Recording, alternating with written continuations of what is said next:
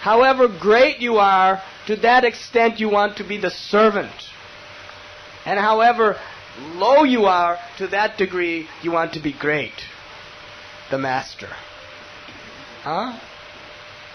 Isn't that true? In this material world, everyone wants a higher position. But in spiritual life, everyone wants a lower position. That's why a lot of people don't want to come to spiritual life.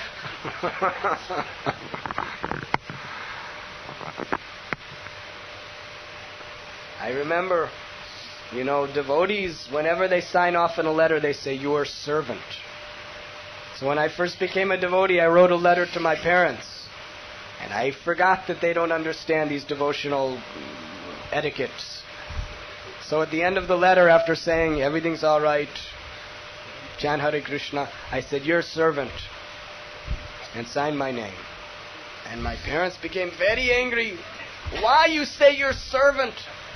After all the schooling we put you through, and after all the education, and after all the time and energy, we don't want you to be a servant. You think we spent all this money on your college education? You think we spent all this money raising you and feeding you just so you could be a servant? Just so you could call yourself a servant? No! Stop this nonsense! Then I realized that they do not understand this science of bhakti.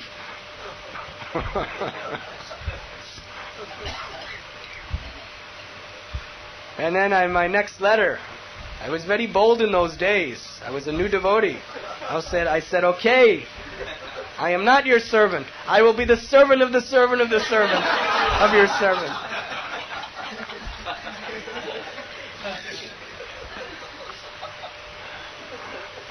I think they understood. It's called the shock treatment. If you put a person in enough shock, things start to make sense. So here's Sri Adwaita, who is actually Mahavishnu. Mahavishnu means the greatest of all Vishnus. But when he comes to this world, he is showing how to be a devotee.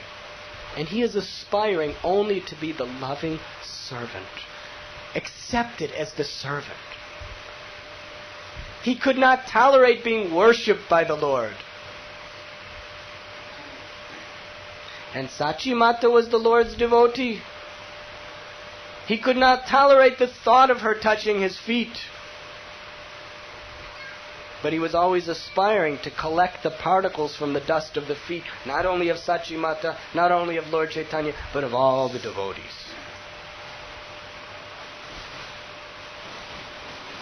So although these stories seem to be very, very, very, very elevated and very transcendental, out of the reach of our understanding, leelas, actually each of these leelas has a very, very practical lesson for us to learn. That the greatest of the great want to be the smallest of the small, and the smallest of the small want to be the greatest of the great. Correct?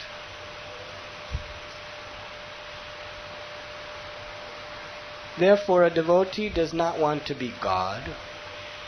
He wants to simply be the servant. Lord Chaitanya Mahaprabhu prayed, Nadanam na janam na sundarim kavitam vajagadish kamaye mama janamani janamanishwari bhavatad bhakti rahait kitvai. I do not want any amount of wealth. I do not want beautiful women. Nor do I want followers and disciples who worship me. Nor do I even desire liberation. I have one aspiration, that birth after birth after birth, Janmani, I want to be your unconditional, humble servant, my Lord Sri Krishna. Jivera Swarupoi Krishna Nityadas. My eternal position is to be your servant. And the only higher position than being the servant of the Lord is Gopi Bharatur Padakamalayur Das Das Anudas. To be the servant of the servant of the servant.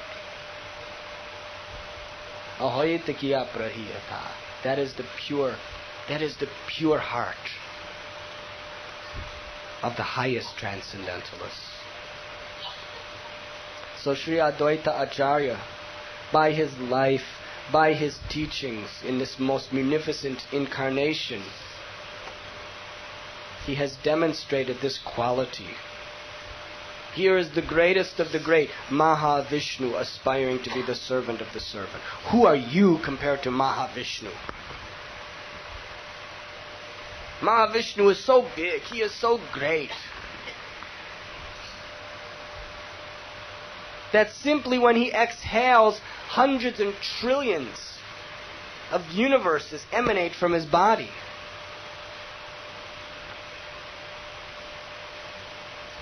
And in each one of these universes, he expands himself as Garbhodakshaya Vishnu to reside. An expansion of his expansion appears within the heart of every living entity. Kshirodakshaya Vishnu. This is the greatness and glory of Mahavishnu. From his body, millions and millions of universes are coming. In each universe there's so many planets. Each planet, there are so many continents. In each continent there are so many countries and cities. Each city there's so many people. Just like this India continent is one little continent on this earth. Bombay is one little part. Kara is one little part. Mahaprabhu's house is one little part. And who are you? You're just one little insect crawling around this one little house garage. Not even a house, a garage. We're like each just a little. Just look at us. How big are we even compared to this garage? We're just tiny. What to speak of? What is the size of our body compared to India? Or compared to Asia, or compared to the earth, or compared to the universe, or compared to the cosmic manifestation, what to speak of compared to Mahavishnu? And each one of us is thinking, I am so important, I am God, I am the enjoyer. People should look up and respect and adore me for my qualities. And Mahavishnu is thinking, I want to be the servant of the servant of the servant. Huh? So Adwaita Acharya has given us, by his supreme mercy, not only has he, by his supreme love for us, attracted Lord Chaitanya to descend into this world, to teach the Yuga Dharma of the chanting of the holy names, but by his own relationship with Lord Chaitanya, he is teaching us what it means to really be great, what it means to be humble.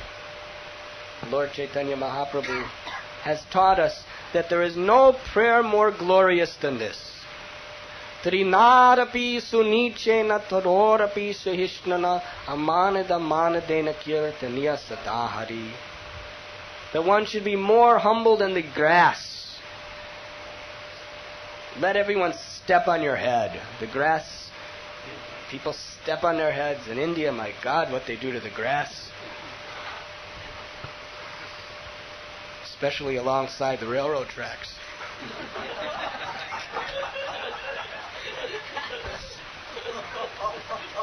We have seen, there's nowhere else in the world that has this special feature of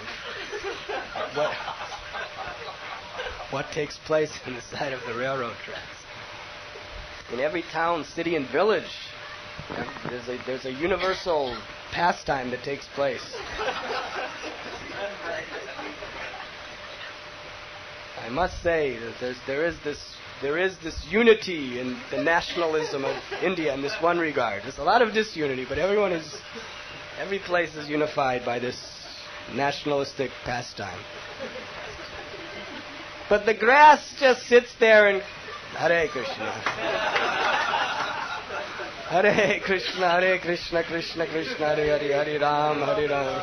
Grass is very tolerant. Lord Chaitanya said you should become more tolerant than the grass, more humble than the grass, and more tolerant than the tree. You cut the tree, and the tree will give you its wood to build your house. to keep you warm. The tree will give you shade, even though it's sitting in the sun, burning in the sun, she'll give you shade. In the freezing of the winter, this tree is standing there freezing, and yet it'll give you wood for heat. So tolerant. More humble than the grass, more tolerant than the tree, ready to offer all respect to others and expect no respect in return. Lord Chaitanya said, in this way you can chant the holy name of the Lord constantly.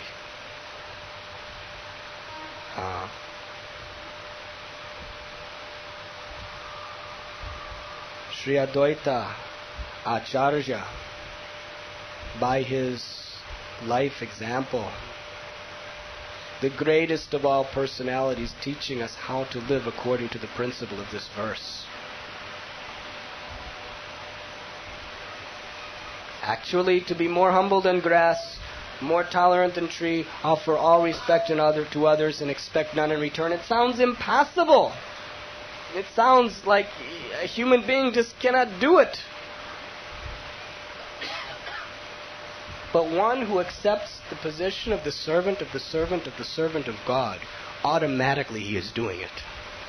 Automatically he is fulfilling this verse. So let us, on this most auspicious day, thank from the core of our hearts Srila Adwaita Acharya for the great mercy. By his prayer and by his example and by his teachings he has given us. And of course the greatest way we can glorify him and express our appreciation is to very sincerely and deeply contemplate how we can change our hearts and perfect our lives by aspiring to live according to this divine principle of being the servant of the servant and chanting the holy names in this most sublime state of consciousness. Thank you very much. Hare Krishna.